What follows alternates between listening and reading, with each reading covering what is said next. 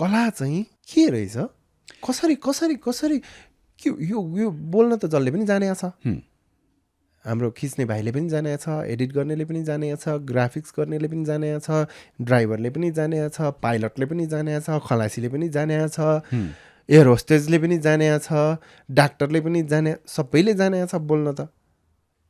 तर बोल्न जान्नु भनेको चाहिँ के रहेछ? 2-3 कुराहरू म फटाफट राखिदिन्छु सुजन। सबभन्दा पहिलो कुरा, कुनै पनि व्यक्तिले आफ्नो मातृभाषा वा जुन परिवारमा जन्मियो त्यहाँ आमा बुवाबाट वा दिदी दाईबाट, काका मामाबाट, ठुलो बुवा ठुलो आमाबाट, आफ्नो समाजबाट, साथीभाइबाट कुनै एउटा भाषा उसले टिप्छ। जस्तो मैले नेपाली टिपेँ, किनभने मेरो आमाले, मेरो बुवाले, मेरा सबै सिनियरले नेपाली बोल्नुहुन्थ्यो र मेरो मातृभाषाको रूपमा नेपाली टिपेँ मैले। भाषा बोल्नु प्राकृतिक प्रक्रिया हो, नेचुरल प्रोसेस हो हैन। तर पब्लिक स्पिकिङ जुन इफेक्टिभ कम्युनिकेसनको कुरा सायद सुजनले त्यतापट्टि इन्डिकेट गरिराख्नु भएको छ, एक्ज्याक्टली त्यही हो नि त्यही हैन। यो चाहिँ सिक्नुपर्ने स्किल हो। के थाहा पाउनु पर्यो?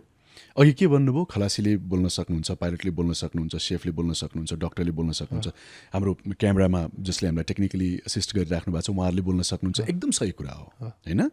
तर उहाँहरूलाई स्टेजमा राखेर मान्छेहरूको अगाडि उभिएर ल अब यो टपिकमा बोल्नुहोस् त भन्दाखेरि बोल्न सक्नुहुन्छ कि सक्नुहुन्न?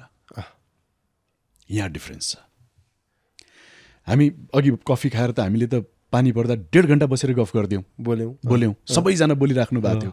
बरु कम बोल्ने चाहिँ म थिएँ। नोट गर्नुभएको थियो, किनभने मैले धेरै कुरा बचाएर बसिरहेको थिएँ, किनभने अहिले बोल्नु छ मलाई थाहा छ। मैले दिनभरि काम गरेर आएको, एनर्जी सेभ गर्नुपर्ने थियो। म अननेसेसरी डिबेटमा, आर्गुमेन्टमा छिर्नु नै थिएन, किनभने म त्यहाँ छिर्दिएँ भने अहिले म क्लिन हुन सक्दिनँ, मलाई त्यो कुराले हन्ट गरिराख्न सक्छ।